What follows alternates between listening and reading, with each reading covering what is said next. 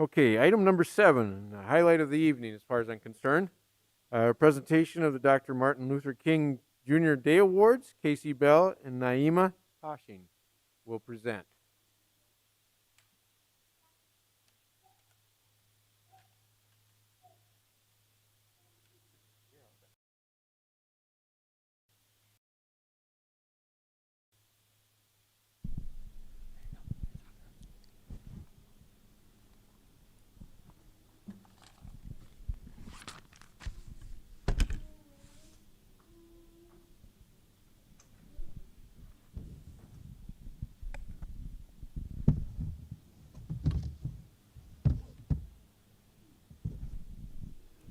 Good evening. How is everyone? Excellent. Is everyone excited? I just have to let you know a little something. As unaccustomed as I am to public speaking, you can see that, right? We had a fabulous time reading essays and looking at posters, because a lot of times people will say, you know how the old folks say, you know, these young kids and so on and so forth. My heart leapt every time I saw, read, and experienced what these young people thought of the Martin Luther King saying. Now let me, because I will paraphrase, so I had to write it down. What the children were working with is the saying, darkness cannot drive out darkness. Only light can do that. And I encourage everyone to please take a good look at those posters and listen attentively to the young people that are going to be reading this evening. And if I might have the committee that went through everything, I'll just raise my hand, I was part of it. If I could ask you please to stand up. And then there is a sign that I would like everyone to see, if you'll look. One per family, if you would like. These are the diversity signs, the new signs from the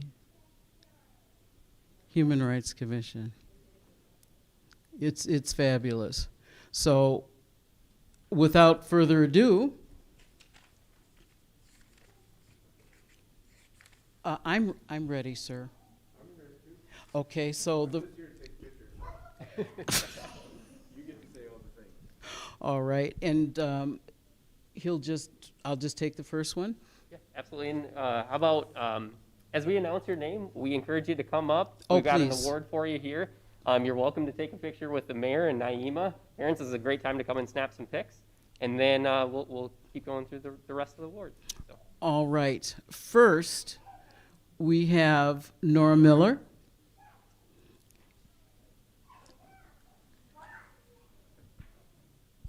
And the pictures are going to be taken.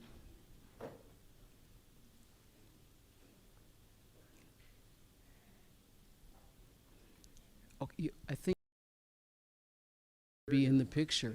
Yeah.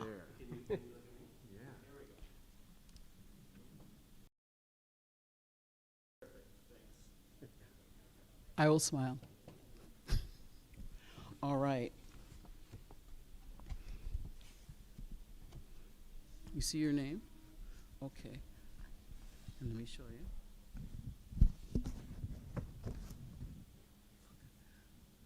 First of many. There you go. Thank you.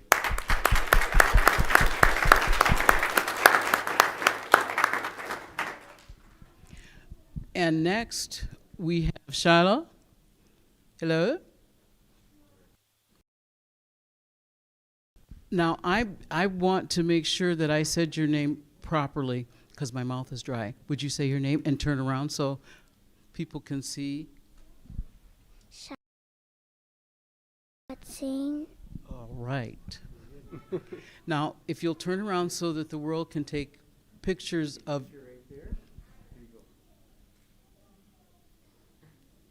Are we good? All right.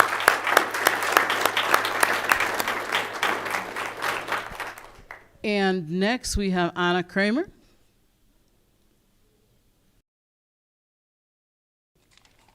I have to look and see if, okay, wonderful.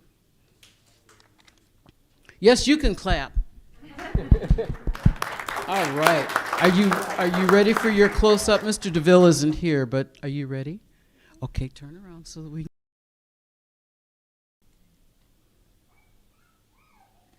And if you'd like to show it like that. I hadn't done that because I didn't want the money to fly away. You know how that is not good. All right. Thank you. And Samara Sloss? Sam?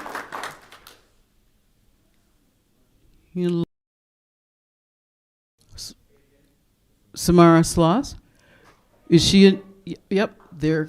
All right.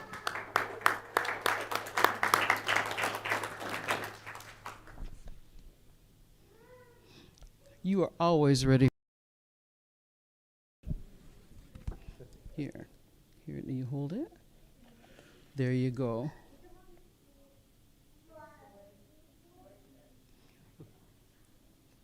Good job. Thank you. Oh, that's yours. You can keep that. All right. Now,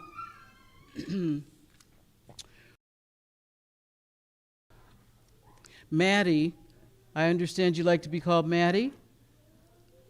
You do. All right. She's smiling. I guess that's a yes. I like to be called Maddie. Okay. I want to give that to you like this. You ready?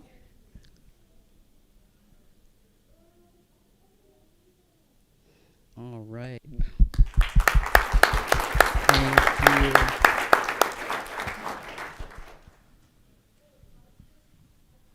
And Naomi?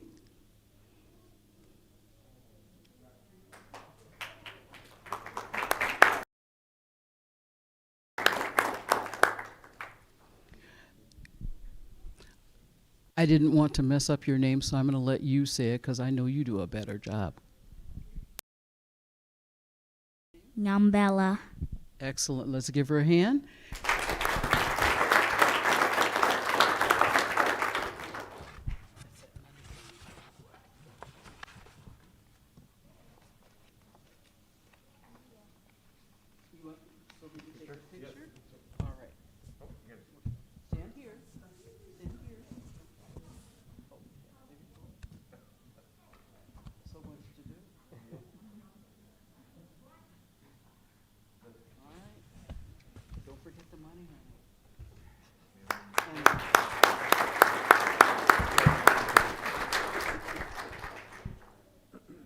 All right, Elise?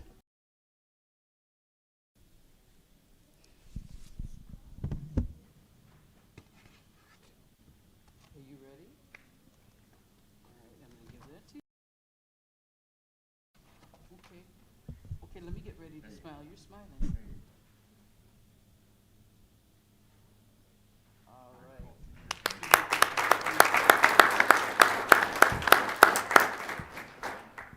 All right.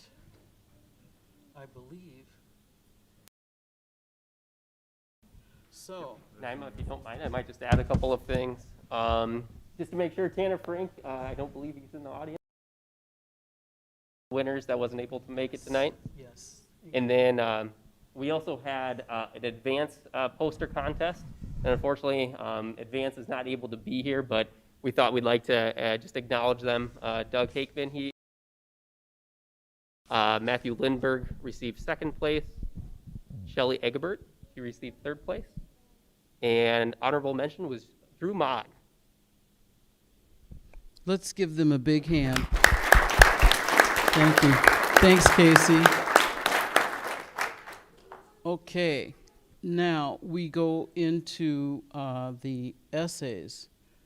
Isabella, and I believe you're going to be reading, will you? Okay. You want to get your picture taken first, or you want to read first? Let's do that. And when you speak in, make sure you put the mic down.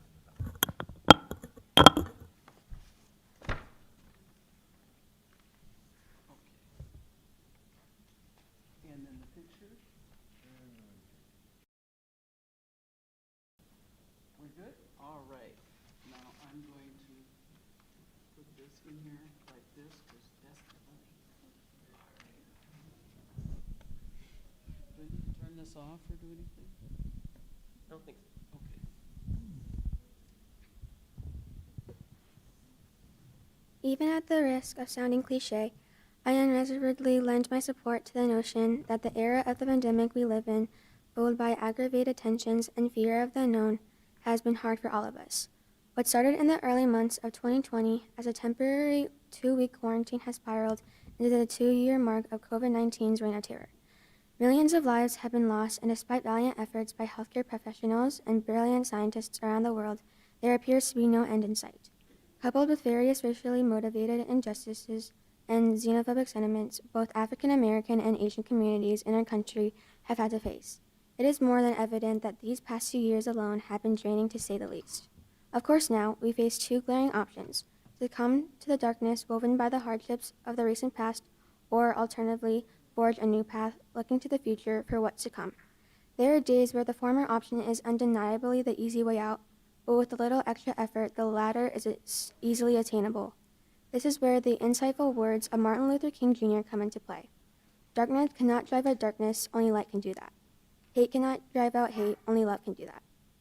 Though at times countering dark or particularly unhappy moments in our life with equally dark responses is a tantalizing option, King asserts that doing so only succeeds in exacerbating the issue. Instead, utilizing a flipped perspective, a flipped approach to our problems in this modern day is the first and most essential step in actively countering that darkness and hate. This is represented perfectly in the case of the pandemic. COVID-19 has taken a heavy toll on all of us in unique ways, but it is most tangible in its effects on our mental health. Being separated from family, experiencing loss in varying scales, and going through isolation has been draining. However, by working to network with others around us, getting our vaccines, boosters, and wearing masks, it is more than possible to end this dismal state we find ourselves in.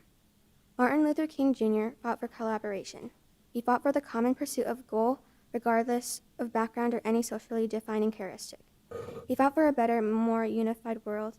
In the same way, we can embody the messages he shared to thousands of people that resonate deeply with many to this day.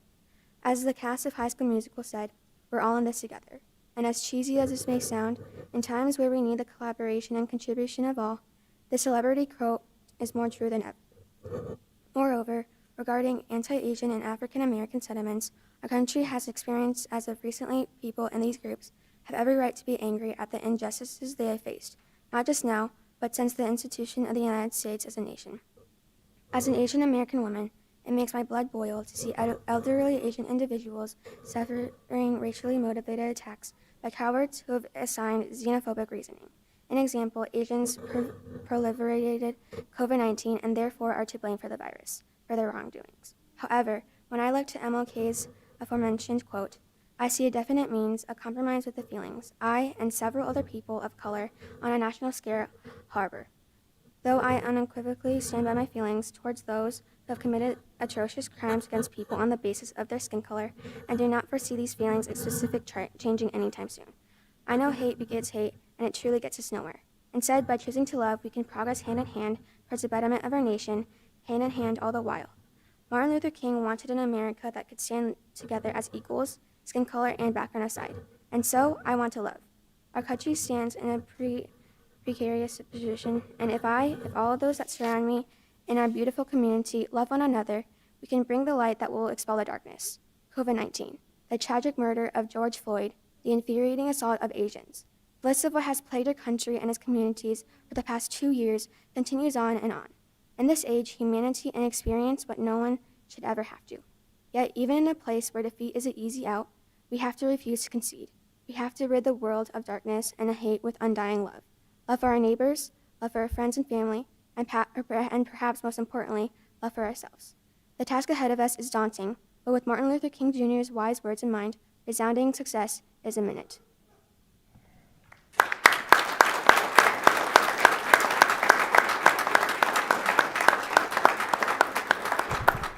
Thank you very much. Now, Shay Livers. Shay?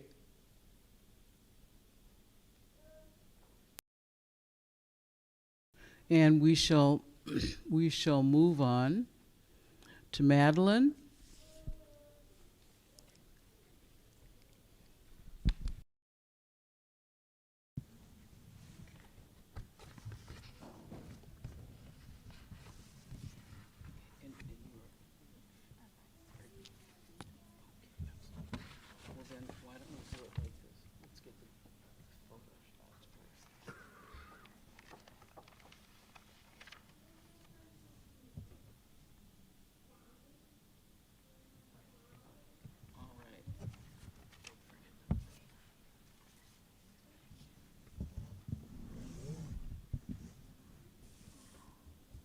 Lifting the veil of darkness. Hatred darkens life, love illuminates it. These words were spoken by Martin Luther King Jr. during one of his many speeches on civil rights, in a time where America was covered in a veil of darkness. This veil was discrimination. However, Martin Luther King Jr. was a visionary and could see what America could look like with the absence of racism and hate. Martin Luther King Jr. was a change agent that let his light shine to help lift that veil. By choosing to take away the veil of darkness and hatred, you are choosing to help light shine and love to help shine light and love in the world. By lifting the veil, you are choosing to be the light in the darkness and the hope in despair. We are living in a time where it is all too easy to become busy and forget about caring for others, especially in our own community. I have personal experiences where I've helped bring hope and kindness and love to a friend or family member. Whether it was helping a friend that had moved away feel less alone through letters, ensuring that she would find friends, or helping my sister with homework, I have opportunities throughout the day to help shine my light to others. The challenge is often taking the time to recognizing the needs of others. I will admit there have been times where I felt I was too busy or didn't take the time to listen. After reflecting on it later, I didn't feel great about it. However, I can learn from these experiences and make it a priority to be there for others and stand up for what is kind and right. I remember every morning during announcements, my former principal would say, "Do the right thing because it is the right thing to do." I love this simple quote because it reminds me that even though an act of kindness may seem small, we have no idea the ripple effect our light may have on others. Abraham Lincoln may have said it best, "I am not bound to win, but I am bound to be true. I am not bound to succeed, but I am bound to live up to what light I have." So the choice is ours to make. We can choose to be the winner and lose our character. We can choose to succeed at the cost of others, or we can choose to lift the veil of darkness and hate and let our light shine. Shine to spread warmth, love, and kindness on a world that needs it now possibly more than ever. In the darkness, the light only shines brighter for us to see opportunities to spread love, kindness, and community. So let's lift our veil and let our light shine. Shine to bring hope and love to those that need it most. Together, we can continue the work of Martin Luther King Jr. and bring a sense of community to the chaos.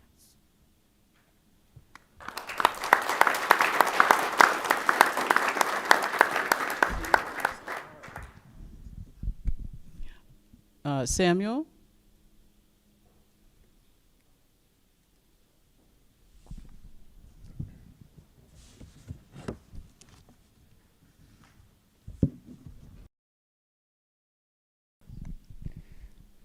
Coggerty.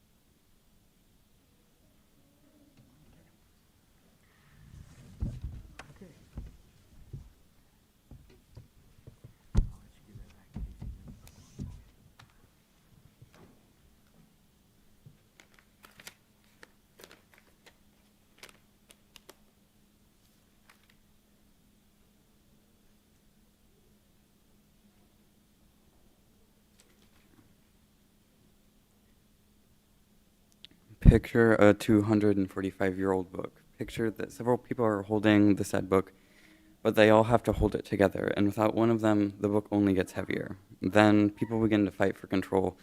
One person trying to single-handedly hold the book when they cannot. No one can. They are aware of this fact, yet they deny it, until the fight over the book becomes illogical. The spine of the book is torn off and the people see the damage. Some of the book holders begin to stand back, unsure what to do. The fight continues. They fail to see the damage they are inflicting upon the book. They fail to see that in the near future it could drop, no life left, collapse, fallen, destroyed.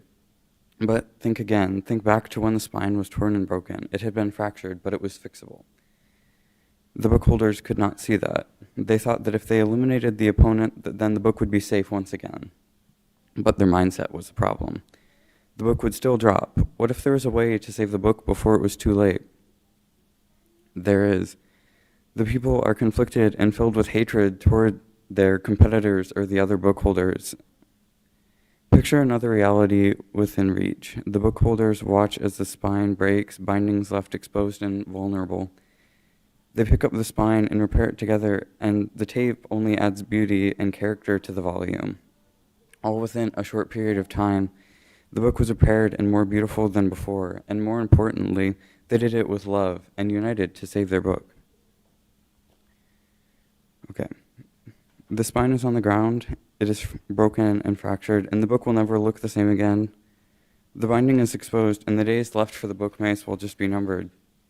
And remember the book holders, they're divided among themselves with one way out. To pick up the spine and repair the book together, united over the love for the publication, they can rise and cease the division rather than using the violence, anger, and hatred that was present in the division. There's a way out and a way to heal the book. The book is much like the United States, caught between division, threatening to tear it apart. And the book holders, you are one of them, because it is you, for you hold the power to either save or destroy what is left of the book. What will you choose?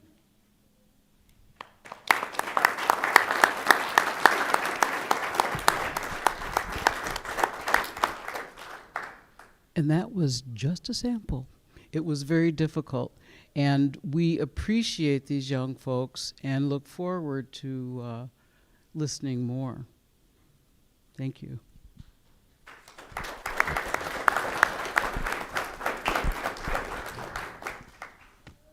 Again, I'd like to thank the Human Rights for helping them out.